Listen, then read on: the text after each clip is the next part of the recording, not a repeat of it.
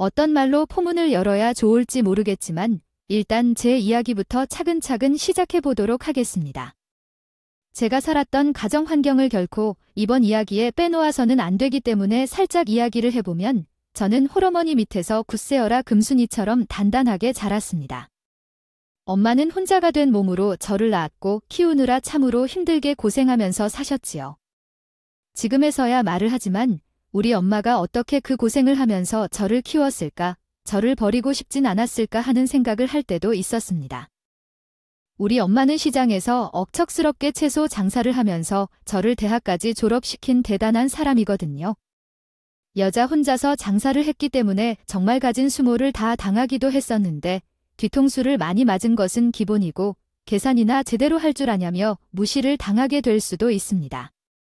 하지만 우리 엄마가 저를 키워내기 위해서는 유일하게 할 수 있는 일이 채소 가게를 운영하는 것이었기 때문에 그 끝에 버티셨지요.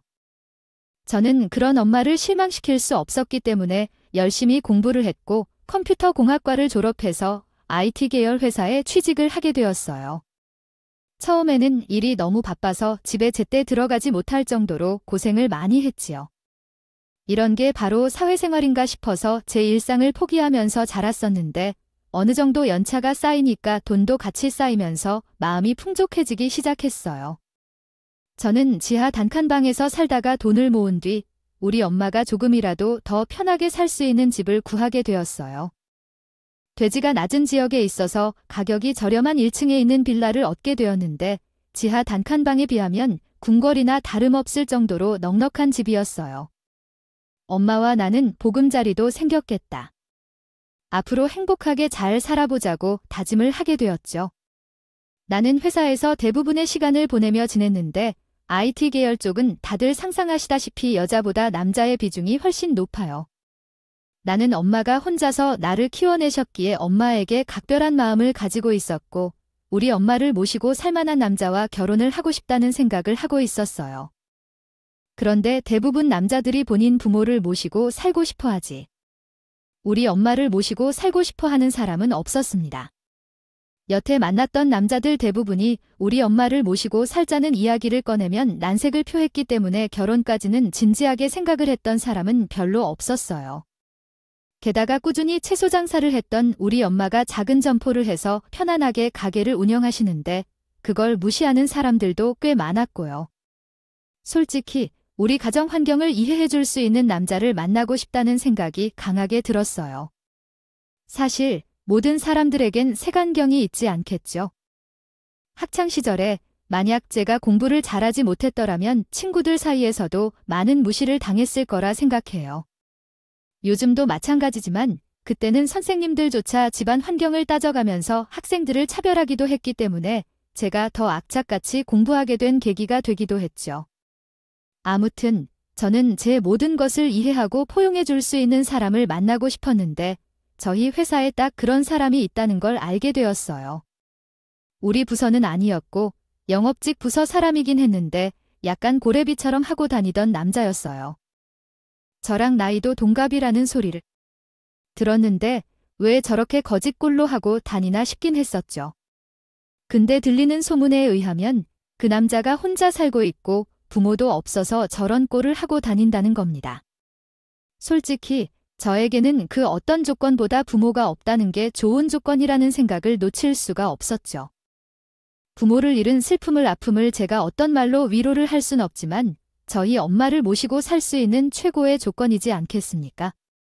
영업직 부서 사람이라서 실적을 내지 못하면 그만큼 버는 돈이 적다는 걸 알고 있긴 했지만 그래도 기본급이라는 게 존재하니까 계산기를 두들겨 봤죠. 최소 이 정도는 벌겠구나 하는 가닥이 잡히자 제 연봉과 합쳐서 계산을 해보니 먹고 살면서 저축도 하고 애도 키우고 하는데 문제가 없을 것 같았어요. 물론 여러분이 보실 때 조금 웃깁게도 하겠죠? 아직 아무런 연관도 없는 사람인데 혼자 김칫국을 마시면서 결혼까지 생각을 하고 있으니까요. 그래도 그때 저는 엄마를 모시고 살아야겠다는 생각만 머릿속 가득 채워져 있어서 그런 게 김칫국이라는 생각도 못했어요. 그러던 와중에 운명처럼 회식 자리를 영어부와 같이 하게 됐고 제가 은근슬쩍 관심을 표현했는데 이 남자에게 그게 제대로 먹혔어요. 저의 인생 목표가 어찌됐던 엄마를 평생 호강시켜주는 것이었기 때문에 이 사람이라면 이해도 잘해줄 것 같았고 함께 해줄 것 같다는 확신이 생겼죠. 자기 주장이 강해 보이는 성격도 아니었고 시키는 대로 하는 수동적인 인간이라는 상사의 평도 전에 들었거든요. 저는 3개월을 내내 은근슬쩍 밖에서 우연히 마주치는 연기를 해대며 이 사람과의 신뢰도를 쌓았고 오션에서 연애를 시작하게 되었습니다. 고아라고 생각했더니 남자와 연애를 한 지 1년이 지났고 저희의 나이가 37살이 되었습니다. 슬슬 결혼을 해야 하지 않겠냐는 우리 엄마의 노파심에 결혼 이야기를 진지하게 나누게 됐어요. 그런데 여기서 충격적인 반전이 존재하는데 고아인 줄 알았던 남자와 어찌저찌 결혼 약속을 잡고 난 뒤 시어머니가 존재한다는 것이었죠. 그것도 저희 엄마처럼 혼자서 남편을 키워낸 홀 시어머니였던 것입니다. 그 이야기를 전해 들었을 때 받은 충격은 정말 말도 못해요. 왜 그동안 부모님 이야기를 한 번도 하지 않았어? 난 당연히 당신이 부모님 없이 살란 줄 알았어. 그렇게 사람을 감쪽같이 속여 일부러 져간 건 아니었습니다. 아유, 우리 엄마가 워낙 극성인데다가 연락도 끊은 지 오래라서 그래. 연락을 잘 안 하고 사니까 안 보고요. 살아도 된다, 이 말이지. 그게 없는 거나 다름없는 거지? 뭐, 상견례도 안 해도 된다니까? 엄마, 지금 연락도 안 받아. 저는 남편이 상견례조차 하지 않겠다고 우리 집에만 인사를 드리러 오겠다고 말을 하니 그런가 보다 하고 넘어가게 되었죠. 뭔가 모자간의 문제가 있었나 보다 하는 정도로 넘어가게 되었고 굳이 살면서 제가 살갑게 굴 일도 없을 거라고 후원장담을 하니 그런가 보다 했어요. 그런데 막상 상견례를 하지 않으려고 하니 우리 친정엄마가 그건 아닌 것 같다고 한 번쯤은 얼굴을 봐야 하지 않겠냐고 하시더라고요. 때마침 시어머니에게 결혼 소식을 알린 남편이 상견례 자리를 마련해도 괜찮겠다고 하길래 얼굴은 한번 보자 싶어서 날을 잡았어요. 상견례 자리에서 처음으로 존재하는 줄도 몰랐던 시어머니가 될 사람을 만나게 되었는데 사사건건 두 집을 잡는 게 아니겠어요. 아유, 음식 맛이 이게 뭐야, 여기가? 정말 유명한 식당 맞아. 이름만 같은 다른 식당 아닌가 싶네. 이건 뭐 대접받는 기분도 안 나고 밥을 먹는 내내 결혼에 대한 이야기를 하나도 꺼내지 않고 음식 맛이 어떠니 저쩌니 하면서 궁시렁거리기만 하는데 눈살이 절로 찌그러지더라고요. 남편이 왜 시어머니를 안 보고 살아도 된다고 했는지 본인도 연락을 잘 안 하고 산다고 했는지 절로 이해가 갔어요. 그렇게 어색한 상견례 자리를 마치고 일을 쏘시면서 나중에 또 보자고 인사하고 뒤돌아서는 시모를 보면서 한숨이 절로 나오더라고요. 집으로 돌아오는 내내 입을 꾹 다물고 언짢다는 내색을 하시던 친정엄마가 저에게 이런 말을 하시더라고요. 아무리 봐도 예의는 밥 말아먹은 집안인 것 같다. 그 남자랑 결혼을 해야 하는 이유가 있니? 자기 부모가 있다는 것도 속인 사람인데 말이야. 거기다가 부모를 보면 그 집안이 어떤 집안인지 다 알 수 있는 거 아니겠니? 아무리 생각해도 우리 딸이 고생할 것 같구나. 그런데 솔직히 저도 어이가 없긴 했죠. 여태 고어인 줄 알고 연애를 해왔는데 결혼을 준비하면서 갑자기 시어머니가 튀어나오게 된 것이나 다름없었으니까요. 거기다가 아들식이나 되어서는 시어머니가 어디서 뭘 하면서 사는지도 모른다는 게 이게 말이나 되는 소리라고 생각하세요? 전 진짜 남편이 조금 달리 보일 정도로 이상한 구석이 있다는 것을 느끼게 되었죠. 저는 큰 결심을 내렸습니다. 남편에게 찾아가서 이별을 구하게 된 것이죠. 아무리 생각해도 부모가 어디서 뭐라고 사는지도 모른다는 게 영 이상하고 찝찝해. 이거 아닌 것 같다는 생각이 들어 우리 파혼하자. 그렇게 말을 하고 뒤돌아서 집으로 왔는데 저를 따라온 건지 남편이 집까지 찾아와서는 저와 친정엄마에게 손을 싹싹 빌면서 비는 게 아니겠어요.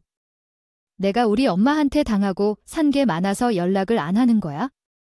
내 얼굴에 침 뱉는 내용이라 자세하게 말 안 했지만 난 엄마가 싫어. 앞으로 절대로 마주보고 살 일이 없게 만들어 줄 테니까 제발 나 하나만 보고 결혼을 해주면 안 되겠니? 여태까지 그렇게 살아왔고 앞으로도 그렇게 잘 자신이 있다고 당당하게 말을 하는데 솔직히 흔들리기는 하더라고요. 저도 뭐 좋아하는 마음이 유지되어 왔으니 남편과 1년이라는 시간 동안 연애를 한 것이 아니겠어요. 조건만 따지면 전혀 나쁠 게 없었고요. 저는 연애를 하는 동안에도 계속해서 친정엄마를 모시고 살고 싶다는 이야기를 꾸준히 해왔었고 그때마다 남편은 고개를 끄덕여 줬었어요. 그러니까 시어머니를 안 보고 살 수 있게 해주겠다 하는 말에 철석같이 믿었고 남편과 결혼을 감행하게 되었습니다. 결혼을 하자마자 저는 우리 친정엄마를 모시고 살고 싶은 마음이 가득했는데 정작 우리 친정엄마가 거절을 하시더라고요. 너는 생각이 있니 없니? 그래도 신혼부부인데 신혼을 즐길 줄도 알아야지. 초장부터 내가 같이 살면 그게 신혼부부가 겠니? 내가 같이 살면 사위가 눈치도 보일 거고 아이 보니까 소심해 보이던데 기나 펴고 살겠냐고. 신혼을 즐길 만큼 즐기도록 해. 내가 더 이상 채소 장사를 못하겠다. 힘에 부칠 만큼 늙었을 때 합가해도 늦지 않는다. 지금 실컷 울도록 해. 그래도 평생을 같이 붙어 살았었는데 떨어져 살면 엄마가 너무 외롭지 않겠어? 나는 엄마랑 같이 사는 게 좋은데 너 결혼해서까지 나를 보고 뒤치다꺼리 하라고 그러는 거지? 혹시라도 너희가 애가 생기면 너희가 맞벌이 부부니까 애 키우기 힘들 거 아니야? 그때 내가 너희 집에 들어가 살면서 애도 봐주고 해주마. 그때 학과에도 늦지 않아 알겠지? 그 말에 남편이 박수를 치면서 너무 좋다고 장모님 배려심이 아주 하늘을 찌른다고 하더라고요. 제가 또 너무 제 고집만 부려서 엄마랑 학과를 하는 것도 남편을 배려하지 못하는 일 같이 느껴지기도 하고 해서 친정엄마가 하자는 대로 하기로 했어요. 아이가 생기면 꼭 학과를 하는 거라고 약속을 꼭꼭 걸어놓고 남편과 저는 대출을 받아서 같이 살 신혼집을 구했습니다. 그런데 아주 예상치 못한 일이 벌어지게 되었는데 일단 저희 부부가 나이가 있어서 그런 건지 아이가 잘 들어서지 않는 겁니다. 거기다가 엎친 데 덮친 격으로 결혼을 하고 나서 우리 회사 보안에 문제가 생기면서 제가 몇 개월 동안 회사에서 먹고 자고 하면서 야근을 하게 되었어요. 집에 가고 싶은데도 일이 워낙 바쁘니 잘 들어가지도 못하고 잠도 회사 숙직실에서 해결해야 하는 일이 허다하게 벌어지게 되었죠. 꿀이 뚝뚝 흐르는 신혼생활이라는데 남편 얼굴을 까먹을 정도로 아니 제가 결혼이라는 걸 한 게 맞나 싶을 정도로 집에를 들어가지 못했어요. 오죽하면 평소에 불평불만을 잘하지 않는 남편이 집에서 냉기가 뚝뚝 흐른다며 언제 집에 올 거냐고 투정을 부리기도 했지요. 바쁜 일이 일단락되고 드디어 따뜻한 우리 집에서 같이 저녁도 먹고 영화도 보고 여유를 즐길 수 있나 싶었는데 참 황당한 일이 생겼습니다. 평생 볼 일 없을 줄 알았던 시어머니가 결혼하고 6개월 만에 짐을 보따리로 싸들고는 신혼집으로 쳐들어온 겁니다. 어머님이 여기까지는 무슨 일이세요? 아니, 이 짐들은 죄다 뭐고요? 혹시 무슨 일 있으셨어요? 너는 내가 집에 찾아왔는데 문 앞에 세워두고 뭐 하는 거니? 집으로 들어오라는 말도 없이. 아휴, 내가 지금 사정이 좀 생겨서 짐을 싸들고 이리로 왔다. 집을 갑자기 팔게 되어서 오고 갈 데가 없으니 어쩌겠어? 어제 집에라도 있어야지.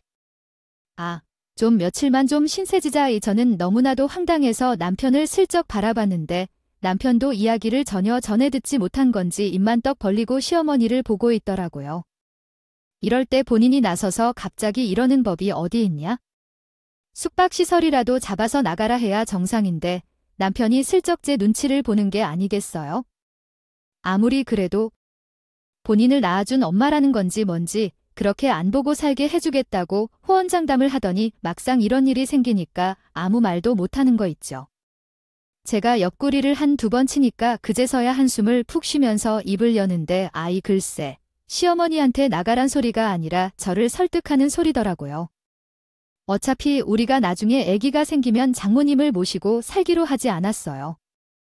엄마가 지금 뭐 좀 사정이 있는 것 같아 집까지 팔아서 오갈 데가 없다고 하는데 어쩌겠어요?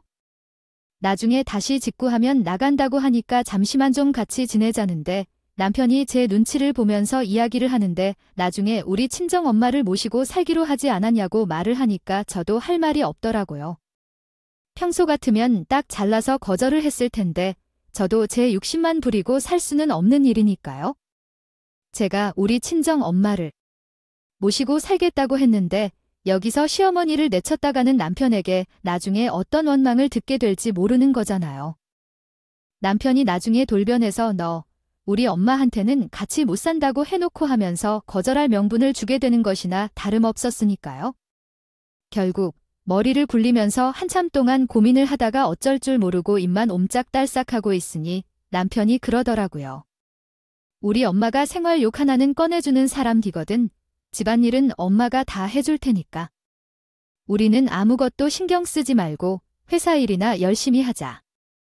그냥 그런 거 있잖아. 도움이 쓰는 기분으로 살아가는 거야. 우리 엄마도 염치가 있는 사람이니까 그 정도는 기꺼이 해줄 거야. 솔직히 어느 누가 시어머니를 어떻게 도우미 취급을 하면서 살 수 있겠어요? 하지만 남편의 머리에는 꽃밭이 가득한 건지 문제.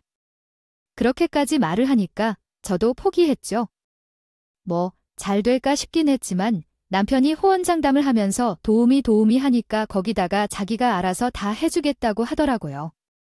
저한테는 시어머니 신경 쓰지 말고 원래 하던 대로 하고 살면 된다고 그렇게까지 말을 하는데 제가 뭘 더 어쩌겠습니까? 하지만 내가 믿을 사람을 믿었어야지. 시어머니를 안 보게 해주겠다는 약속을 6개월 만에 깨버린 남편을 믿은 게 잘못이었던 거죠. 학과를 한 지 이틀 만에 아침에 6시에 시어머니가 저를 막 깨우는 게 아니겠습니까? 비몽사몽에 정신도 없이 일어나서 무슨 일이 났나 싶었죠. 어머님, 저 아직 출근하려면 조금 남았는데 무슨 일이라도 생기신 거예요? 왜 깨우셨어요? 너는 이 아침에 퍼즐로 자고 있는 게 말이나 되는 소리니? 잼밥을 차려도 모자랄 시간에 말이야. 시간까지 자면 아침은 언제 차려 먹냐? 저 어머니, 저희 부부 원래 아침밥 안 먹어요. 저는 너무 피곤해서 조금만 더 잘게요. 출근 준비하려면 지금 조금이라도 더 자야 해요. 요즘 것들은 이래선 문제다. 아침밥을 먹어야 사람이 하루를 든든하게 보낼 수 있는 건데 게을러 터져서는 시어미가 깨어난데도 안 일어나고 버텨. 그러면서 저를 계속 괴롭히는데 결국 제가 그 성화에 못 이겨서 일어나게 되더라고요. 시어머니의 잔소리를 듣는 둥 마는 둥 하면서 대충 반찬이랑 전날 남은 국을 끓여서 줬더니 시어머니가 숟가락을 빙빙 돌리면서 그러더라고요. 내가 고작 이런 취급이나 받자고 여기 온 줄 알아? 시어미를 대접하는 자세가 아주 글러먹었어. 이래서 우리 아들이 밥이나 얻어먹겠냐? 내일부터는 잘 좀 준비해서 내어 오도록 해. 반찬이 죄다 나물 밖에 없네. 에휴, 제가 기분 이상해서 남편에게 눈치를 주니까 남편이 딴청 얼굴이면서 출근 준비를 하더라고요. 남편과 제가 같은 직장을 다니고 있었기 때문에 출근도 같이 했었는데 남편에게 은근슬쩍 이야기를 꺼냈지요. 언제는 나한테 도움이 쓰는 기분으로 지내면 된다고 하지 않았어. 지금 하는 걸 보면 내가 도우미가 된 기분인데 말이야. 많이 슬슬 적응을 해나가는 거지. 어떻게 처음부터 엄마한테 이거 해라 저거 해라 시킬 수가 있겠어? 나도 엄마랑 너무 오래 떨어져 살았어. 나도 어색해 죽겠는데 여기서 뭘 더 어떻게 하겠어? 이해 좀 해주라. 엄마가 아침에 아침밥 먹는 것도 몰랐다니까 조금만 고생해주라. 제가 너무 어이가 없고 기가 막혀서 헛기침이 절로 나오더라고요. 제가 황당하다는 얼굴을 하고 남편을 보고 있자 남편도 덜 떨어진 사람처럼 웃더라고요. 저한테 되도 않는 애교를 부리면서 적응되면 괜찮을 거라 하면서 아양을 떨어대는데 솔직히 지는 괜찮겠죠. 시어머니가 아침에 저만 쏙 깨웠지 남편은 더 자야 한다고 냅두는 걸 제 눈으로 똑똑히 봤으니까요. 그 뒤로는 정말 무슨 작정을 한 사람처럼 시어머니가 저에게 시집살이를 시키는 게 아니겠어요. 집까지 팔아서 우리 신혼집에 얹어 사는 주제에 무슨 배짱인지 모르겠더라고요. 아주 집안일 하나하나 트집을 잡아대는데 말레부터 시작해서 설거지까지. 사사건건 걸고 넘어지는 거예요. 퇴근하고 돌아오면 밤 늦은 시간이기도 했고 제가 남편보다 늦게 퇴근을 하기 때문에 늘 녹초가 되어서 돌아오거든요.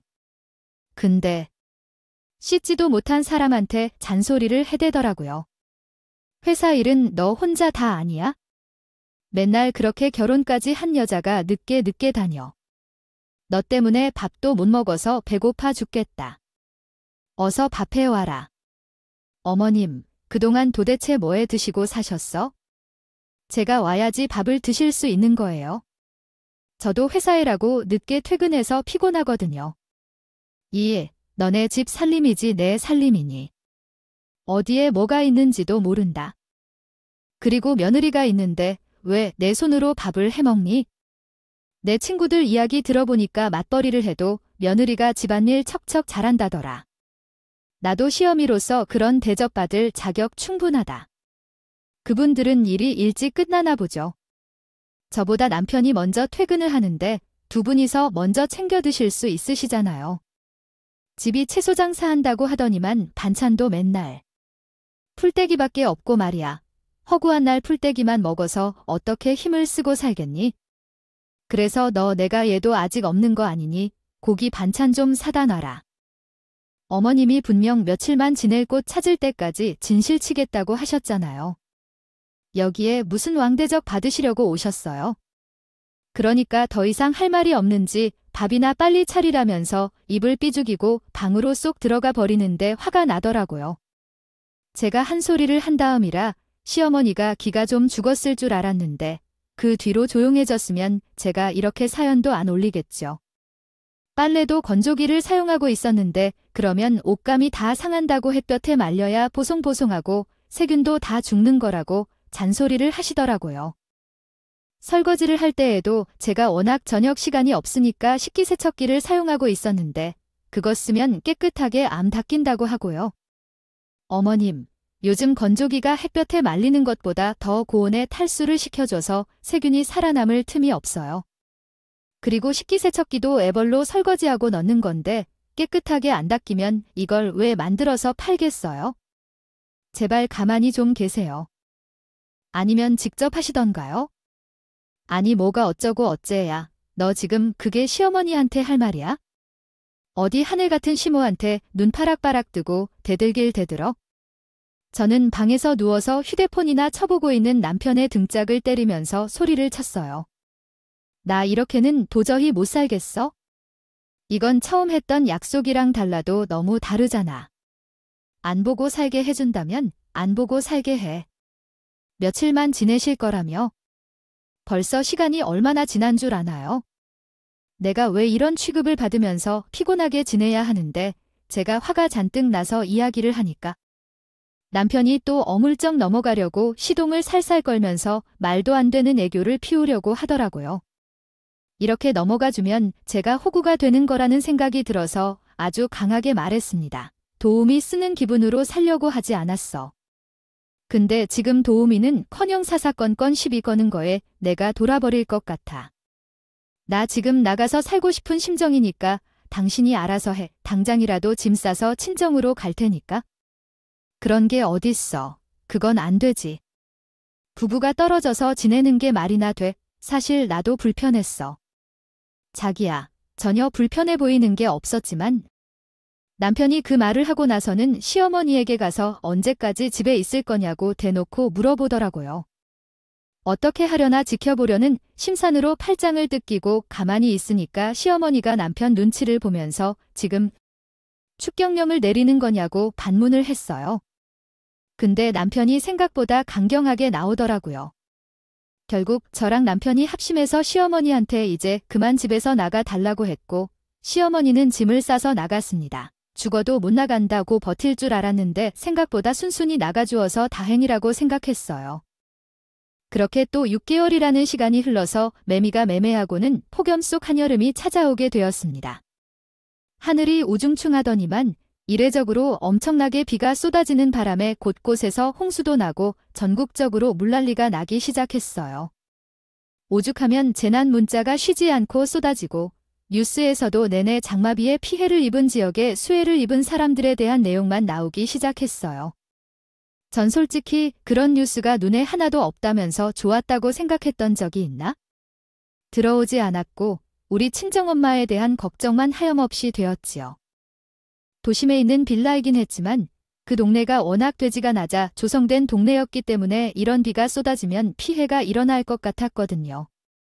거기다가 하필이면 집이 1층이었었기 때문에 친정엄마의 집까지 물난리가 날 것이라는 생각이 들더라고요. 그래도 도심이니까 괜찮겠지 하면서 마음을 다독였는데 뉴스에서 강남까지 물에 잠겼다는 소식을 전하자 걱정이 하늘을 찔렀습니다. 결국 참지 못하고 친정엄마에게 전화를 걸었는데 엄마에게 무슨 일이 생긴 건지 아니면 아직 가게에 계신 건지 뭔지 전화도 받지 않으시더라고요. 남편에게 친정엄마한테 다녀와 본 게 좋을 것 같으니 운전을 좀 해달라고 부탁을 했죠. 전 면허가 없었거든요. 그런데 남편이 퇴근을 하고 돌아와서 귀찮았던 건지 뭔지 나갈 생각을 하지 않더라고요. 물 날리거나 먼저 연락이라도 하셨겠지? 장모님이 알아서 하지 않으시겠어요. 우리보다 지혜로우시잖아. 남편이 꼼짝을 하지 않으니 저도 곳곳을 이미 침수되어 교통에도 문제가 생겼기 때문에 대중교통을 타고 움직일 수가 없어서 어쩔 수 없이 저녁 준비를 했어요. 저녁을 먹고 나서 열심히 설거지를 하고 있었는데 현관문에서 띵동하고 벨소리가 들리지 않겠어요. 무슨 일인가 싶어서 현관문 앞으로 나갔더니 글쎄 저의 친정엄마가 귀를 쫄딱 맞아서는 무슨 보따리 짐 하나만 들고서 있는 것 같았어요. 전 비에 쫄딱 젖은 친정엄마를 보고 귀신인 줄 알고 얼마나 놀랐는지 몰라요. 엄마, 이게 다 무슨 꼴이야? 아니, 집이 물에 잠겼어. 어떻게 됐길래 비에 다 젖어서 이걸로 집에 와. 글쎄, 비가 이렇게나 쏟아지는 줄도 모르고 가게에서 늦게까지 일을 하다가 재난 문자를 보고 놀라서 집으로 뛰쳐갔지? 뭐니, 그랬더니 이미 직바닥에 빗물이 흥건하게 잠겨들어서는 머리 줄줄 새는 거 아니겠어? 아니, 너한테 연락할 새도 없이 바로 하지 뭐냐? 내가 뭐, 어디 지낼 곳이 있니? 어쩌니? 가게에서 자도 없고 연락 없이 와서 미안하다. 그 와중에도 돈이 될 것 같은 물건 몇 개는 건져서 왔다고 웃으시는데 아유, 감기라도 걸리실까봐 걱정이 되어서 서둘러서 집으로 들어오라고 했습니다. 엄마는 지금 웃음이 나와 비에 젖은 생쥐꼴을 해서는 얼른 들어와서 따뜻한 물에 몸이라도 좀 녹여요. 여름이라지만 감기 걸려 그랬더니 남편이 버선발로 뛰쳐나와서 상상조차 못한 말을 짓거리는 게 관이겠습니까? 아니, 지금 장모님을 집으로 들인다고 아이온 집안을 물난리 나게 할 작정이야. 아, 장모님 물기라도 좀 짜고 들어오셨어야죠. 현관 바닥에 물이. 이게 뭐야? 내 신발 이번에 큰맘 먹고 장만한 가죽 구두인데 가죽에 물 다 떨어졌네. 나 결벽증 있어서 더러운 꼴 못 보는 거 몰라서 그래? 제가 어이가 없어서 남편을 미친놈 보듯이 쳐다보고 있었는데 남편은 제 표정을 확인하지 못한 건지 뭔지 자기 할 말만 씨부리고 있더라고요. 장모님, 더럽게 비 다 맞은 상태로 우리 집에 들어오면 청소는 누가 할 거예요? 왜 딸을 고생시키려고 이런 짓을 하시는 건데요? 아니, 그러지 말고 제가 돈 드릴 테니까요. 어디 가까운 찜질방에서 주무시는 게 좋겠네. 그러면서 지갑은 언제 챙겨온 건지 지갑에서 몇만 원도 아니고 1,000원짜리 몇 장을 꺼내면서 우리 친정 엄마한테 들이미는 겁니다. 한마는 아니. 발 전원이면 요즘 찜질방에서 씻고 자고 다 할 수 있지 않나? 찜질도 좀 하시고 땀도 빼시고 하면 좋잖아요. 요즘 물가가 얼만데 8,000원 들이밀면서 지금 보호하는 거야? 거기다가 우리 집 놔두고 왜 찜질방에 엄마를 모셔? 미친 소리 그만해. 도대체 우리 엄마를 뭐라고 생각하는 거야? 엄연히 우리 엄만데 멀쩡한 우리 집 냅두고 왜 나가서 자야 하냐고? 와, 너무 웃긴다. 우리 엄마는 그렇게 쫓아내놓고 너네 엄마는 왜 우리 집에다가 모시는데? 너야말로 너무 이기적인 거 아니냐? 우리 엄마는 집도 저 일도 없었다고. 장모님은 집이라도 있잖아. 비만 피하면 그만 아니야. 찜질방에서 하루 있다가 집으로 들어가시면 되지. 너희 엄마야말로 집 없다고 우리 집에서 며칠만 지내겠다고 해놓고는 2달을 먹고 자고 한 거 기억 안 나니? 그게 1년이 지났니? 2년이 지났니? 불과 몇 개월 전 일인데 이렇게 나 몰라라는 게 말이나 되는 소리야. 2달 동안 내가 시집살이를 얼마나 했는데. 그게 무슨 시집살이야. 너도 우리 엄마 이상한 사람 만든다. 우리 엄마는 악마고 너희 엄마는 천사다. 이거야 며느리로서 할 수 있는 일이지. 엄마가 뭐 너한테 간식을 내 오래 술상을 봐달래, 밥 시간에 밥 달라, 설거지며 빨래매 조언해 준 거지? 내가 그 2달 동안 얼마나 피가 마르는 심정으로 하루하루 버텼는데 그딴 소리가 내 입에서 나와. 너는 아무것도 안 도와줘 놓고 도우미 쓰는 기분으로 살으라 하더니 내가 도우미가 된 기분이었다고. 너는 그동안 뭐 했는데? 휴대폰 게임이나 하루 종일 했잖아. 우리 엄마가 언제 또 그렇게 너를 괴롭혔다고 그런 소리를 하냐? 너야말로 너무 피의식이 있는 거 아니야. 우리 엄마가 불쌍하다 불쌍해. 당장 비키지 못해. 우리 엄마 몸에서 이렇게 물이 뚝뚝 떨어진다. 언제까지 현관문 막고서 있을 거냐고? 엄마 감기 걸리면 어쩌라고? 우리 엄마 씻기라도 해야 할 거 아니야? 당장 비켜. 엄마 화장실 들어가서 뜨거운 물 틀어놓고 씻어요. 알았지? 내가 결벽증이 있어서 더럽다고 싫다고 했다. 더럽게 우리 집에 빗물 흘릴 생각하지 말고. 장모님도 생각이 있으면 찜질방 가서 씻으세요. 듣다 보니까 나도 억울해 죽겠네. 우리 엄마한테는 아주 바락바락 대들더니만 너 이중인격이냐? 도대체 내가 억울할 게 뭐가 있다고. 지금이 난리를 치는 건데 당장 비키라는 내 말 안 들려? 우리 엄마 하루 종일 장사하고 와서 피곤하다고. 나도 이 집 할당된 지분이 50%라는 건 내 마음대로 자주 하지 말란 소리야. 알겠어. 나도 내 의견 낼 수 있다고. 나도 너네 엄마 2분을 모시는 동안 궁시렁거리긴 했어도 기꺼이 모시면서 지냈거든. 그런데 우리 엄마 하루 모신 게 그렇게 억울해? 결혼 전에는 우리 엄마 평생 모시고 살겠다며 합가해서 같이 사는 거야? 아무런 문제 없다고 했었잖아. 결혼하고 나니까 마음이 바뀌기라도 했다는 거야? 뭐야, 불편해서 어떻게 모시고 살겠냐? 생각을 해봐라. 너도 우리 엄마 불편하다며 너랑 결혼하려고 좋다고 한 거지 진심이겠어? 진짜 기가 막히고 코가 막히는 일이라 속이 다 터져나갈 것 같더라고요. 일을 어찌 해야 할까 눈앞이 캄캄해지는 기분이었어요. 그 와중에도 비에 젖은 우리 친정엄마는 몸을 오들오들 떨고 있고 남편은 완강하게 버티고 있고 찜질방이라도 정말 모시고 가야 하나 고민을 하고 있었는데 우리 엄마가 갑자기 입을 여시더라고요. 김서방 마음 잘 알겠네. 나도 우리 딸에게 신세를 지고 싶은 마음은 없네. 하지만 사람이 염치가 있어야 하지 않겠나. 그러면서 엄마가 고이고이 싸운 보따리 좀 해서 무슨 이상한 종이 뭉치 같은 것들을 바리바리 꺼내는데 자세하게 보니까 전부 영수증이지 않겠어요. 저는 채소 가게에서 뽑아온 것처럼 보이는 영수증 한 뭉텅이를 보면서 이게 다 뭔가 하는 눈으로 친정엄마를 바라보았습니다. 영문을 전혀 모르는 상태로 멍하니 있으니 엄마가 한숨을 쉬면서 젖은 물기를 남편이 새로 샀다는 가죽 구두 위에 털어내더라고요. 그런 모습을 보면서 남편은 경악스러운 얼굴로 장모님, 지금 일부러 그러시는 거냐고 또 한 번 화를 냈고요. 저는 엄마가 그런 행동을 나서서 할 사람이 아니라는 걸 잘 알고 있었기 때문에 제가 모르는 무언가가 단단히 존재하고 있다고 생각을 했지요. 엄마는 억척스럽게 저를 키워내셨지만 단 한 번 살면서 남에게 피해를 끼친 적이 없으시고 일부러 트집을 잡거나 시비를 거시는 분도 아니었어요.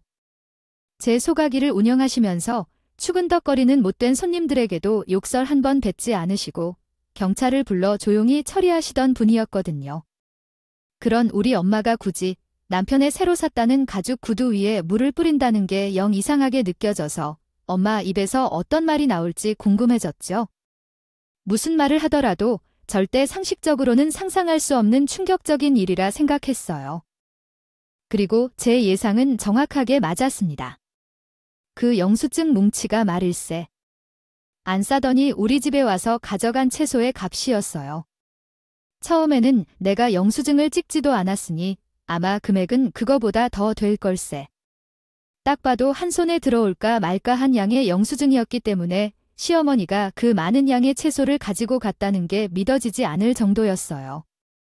전 너무 놀라서 입을 떡 벌리고 엄마를 보았고 엄마는 고개를 끄덕이면서 본인이 한 말이 전부 사실이라고 확인사살을 시켜주었어요.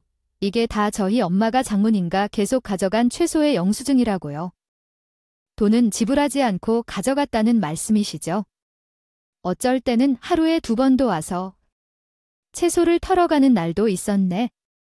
처음에는 그냥 음식을 하셔서 드렸는데 점점 양이 많아지는 것 같아. 나도 손가락 빨면서 장사를 할 수 없으니 영수증을 찍어서 하나하나 모으기 시작했어. 벌써 몇 개월 됐네. 우리 엄마는 이만큼이나 채소가 필요할 일이 없고 배추, 브로콜리, 당근에 무슨 음식 장사를 하는 것도 아닌데 양은 왜 이렇게 많아? 나도 궁금해했어. 안 싸더니 음식 장사라도 시작한 건가 싶어서. 아니, 몰래 한번 뒤를 밟아봤더니 글쎄, 시장이 있고 앞 길거리에 앉아서 내 채소를 팔고 있는 거야. 뭔가 아무래도 양이 점점 늘어난 게 수상하다 싶었더니 나한테서 공짜로 훔쳐간 채소를 본인이 싼 값에 팔아서 돈을 챙기고 있었던 걸 우추잡하게. 호객 행위를 하는데 내 어찌나 자존심이 상하고 속이 부글부글 끓던지 그 말에 남편의 얼굴이 새빨갛게 달아올랐어요. 어쩔 줄 몰라 하면서 영수증을 일일이 확인하는데 그 가격이 정말 만만치 않게 쌓였더라고요. 하지만 친정엄마 입에서 나오는 충격적인 이야기는 거기서 끝이 나지 않았습니다. 뒤이어서 나오는 말에 남편은 충격을 먹고 아무 말도 하지 못하고 멍하니 그 자리에 망부석처럼 서 있더라고요.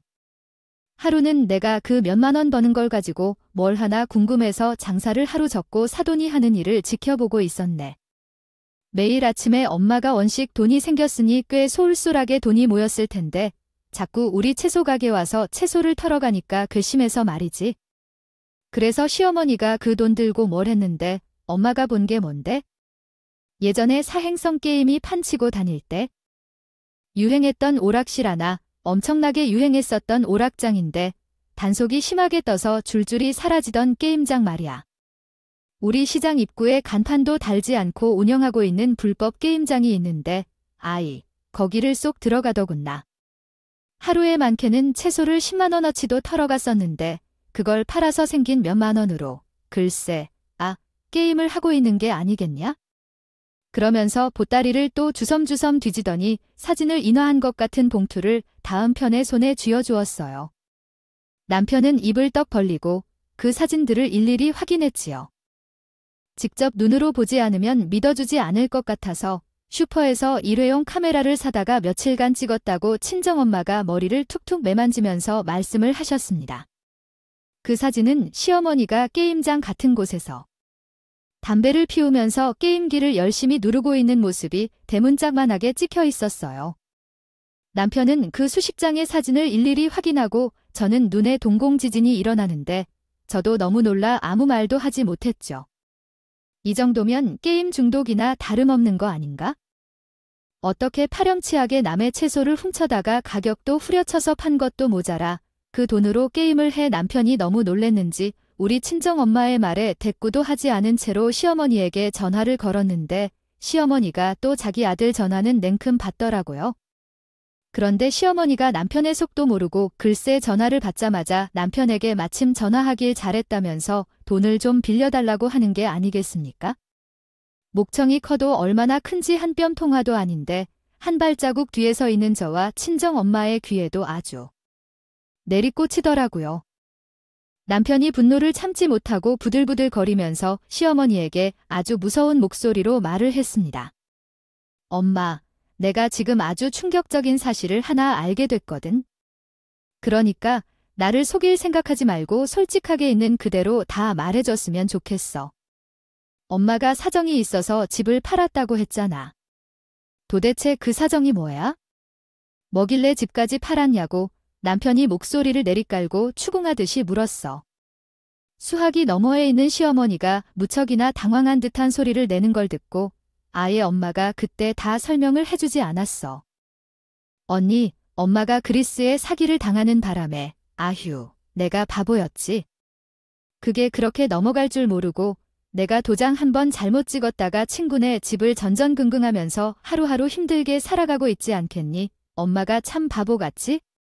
그래서 우리 아들은 지금 엄마가 어떻게 지내는지 안 궁금해? 엄마랑 같이 살고 싶지는 않고 사기를 당해서 그 집이 넘어갔던 게 확실해. 엄마의 진실이 그거야? 얘는 왜 자꾸 했던 말을 또 하게 만들어? 그게 뭐가 중요한데? 엄마가 지금 집 없이 살고 있던 게 중요한 거지? 그래서 며느리는 나 모시고 살 마음 없다니 내가 좀 꼬셔봐라. 내가 언제까지 남의 집에서 눈치 보면서 얹어 살아야 하냐고 시어머니의 말이 끝나기 무섭게 남편이 버럭하면서 있는 힘껏 소리를 지르더라고요. 엄마랑 나랑 왜 떨어져 살게 됐는지 기억이 안 나. 엄마가 게임판에서 노름질 하다가 잡혀갔잖아. 상습범이라고 신고를 당하면서 감방까지 갔다 오고 기억이가 안 나냐고 그 말에 저랑 친정엄마가 너무나도 놀라서 헉소리를 내뱉고 말았습니다. 남편은 눈까지 벌겋게 충혈이 될 만큼 속이 상한 건지 열이 받은 건지 계속해서 대꾸를 하지 않는 시모를 향해서 분노를 터뜨리고 있었어요.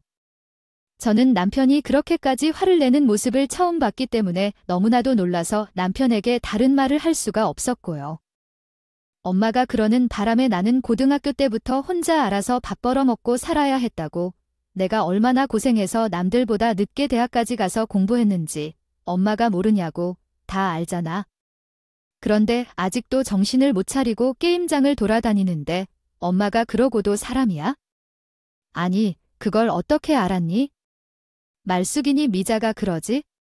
인연들이 진짜 내가 집까지 넘어갈 줄 알았겠니?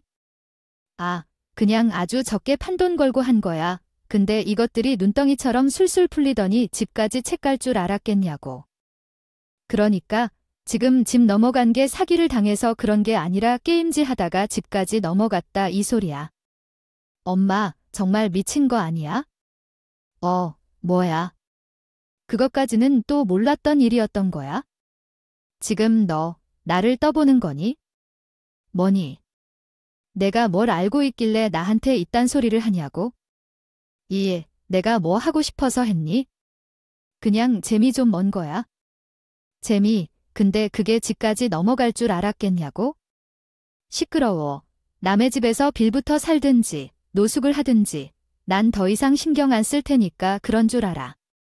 진짜 쪽팔리게 그렇게 살지 말라 이거야. 앞으로 나한테 연락해도 안 받을 거고 엄마한테 줄 돈은 더더욱 없으니까 알아서 벌어먹고 살아. 그리고 장모님 가게에서 채소 훔쳐가는 것도 그만해. 그거 전부 외상으로 달아두고 돈 받을 거니까 돈 갚아. 그건 또 어떻게 알았니? 혹시 사돈이 또 너한테 가서 돈 달라고 하면서 잃을 거라도 한 거야? 정말 그런 사람인 줄 몰랐는데? 내가 뒤통수 맞았네. 뒤통수를 맞긴 뭘 맞았다는 거야? 도대체 장모님 가게에서 채소 훔쳐다가 시장 앞에서 팔았다고 들키지나 말던가. 아니, 이게 다 얼마인 줄 알아? 내가 진짜 쪽팔려서 얼굴을 못 들고 다녀. 저와 친정엄마는 남편이 화를 내는 모습을 멍하니 구경하고 있었고 남편은 거의 뒷목을 잡고 쓰러지기 일보 직전이었어요. 열이 받아서 시어머니한테 욕 빼놓고 할 수 있는 모든 폭언을 다 던졌고 전화를 끊고 나서도 한동안 씩씩거리더라고요. 그러더니 갑자기 우리 엄마 앞에서 무릎을 떡하니 꿇는 게 아니겠니까? 그동안 제가 엄마 때문에 고생을 하면서 저 스스로 혼자 이만큼 컸습니다. 우리 엄마가 저한테 해준 거 하나 없었고요. 우리 엄마랑은 등지고 살았죠. 장모님도 보셨지만 우리 엄마 정말 답도 없는 인간입니다. 자식 새끼 낳아놓고 답 한 번 제대로 차려준 적 없이 게임에 미쳐 있었던 사람이에요. 오죽하면 옥을 몇 번이나 들락날락했으면서도 저러고 살고 있다고 말입니다. 저와 친정엄마는 남편이 눈물이 뚝뚝 흘리면서 이야기를 하는데 아무런 말도 보탤 수가 없었죠. 그런데 말입니다. 나이를 먹고 마누라가 옆에 있으니까 심적으로 잠 안정이 되더라고요. 저한테는 과분한 사람이나 마찬가지였으니까요. 엄마가 다시 찾아왔을 때 장모님과 마누라의 관계를 보고 저도 엄마와 화해하고 잘 지내볼 수 있지 않을까요? 하는 착각을 하게 됐습니다. 그런데 우리 엄마는 여전히 인간 말종으로 살고 있었어요. 여전히 그 짓을 할 거라고는 상상도 못했습니다. 남편의 말이 끝나자마자 친정 엄마가 쪼그리고 앉아서 무릎을 꿇고 있는 남편의 등을 토닥여줬어요. 그래, 이만큼 먹고 살 만큼 크느라 고생했다. 그런 부모만 난 게 사위 탓이겠어? 부모가 나쁜 사람인 거지? 엄마는 인간이었는데 엄마한테 고작 돈 8,000원 주면서 축구경을 내리려고 했던 사람인데 그렇게 쉽게 용서가 돼? 난 안 돼. 당사자인 내가 괜찮다는데 제3자나 다름없는 내가 왜 넌 할 일을 피우니? 엄마가 절 다독이는 말투로 말을 하는데 제가 차마 할 말이 없더라고요. 엄마는 애처럼 무는 남편을 달래면서 지금이라도 반성을 했으면 되는 거라고 말을 하자 남편이 비에 젖은 친정엄마를 끌어안고는 잘못했다고 말했다 하더라. 구요. 전 일단 결혼하고 나서 이런 일이 생긴 건 시모 다음으로 두 번째 있는 일이니까 이 두 번 가지고 이혼을 할 수는 없는 일이었고 남편 놈이 이제부터 어떻게 하는지 좀 더 지켜보기로만 먹었어요. 결국 친정엄마는 그 길로 침수된 집을 버리고 저희 신혼집 방 한 칸의 자리를 잡고 합가를 시작하게 되었어요. 비가 그친 뒤에 저와 남편이 난리가 난 친정집에 가서 청소도 싹 하고 정리할 짐을 정리하고 집을 부동산에 내놓게 되었습니다. 집을 팔아치운 돈으로 친정엄마의 노후 생활을 하는데 보태기로 했고요. 남편은 그날 그 일로 마음을 다시 먹은 건지 뭔지 시모에게 하려고 했다던 효도를 우리 친정엄마에게 하면서 살고 있어요. 우리 엄마도 서운했던 곳 다 털고 남편이랑 잘 지내는데 가끔 보면 우리 엄마가 아니라 남편 엄마 같다는 생각이 들 정도예요. 학과를 시작한 이후 저와 남편은 새로운 출발을 하기 위해 시험관 시술을 준비하고 있습니다. 더 늦기 전에 아이를 가지고 더 돈독한 가정을 꾸리며 살아볼 예정입니다. 저희 부부가 이번 일을 계기로 좀 더 성숙한 결혼 생활을 살며 좋은 소식이 들릴 수 있기를 바랍니다. 여름 끝자락에서 여러분들은 모쪼록 비 피해 없으셨길 바라며 제 이야기를 들어주셔서 감사합니다. 부디 응원과 조언의 말씀 부탁드립니다.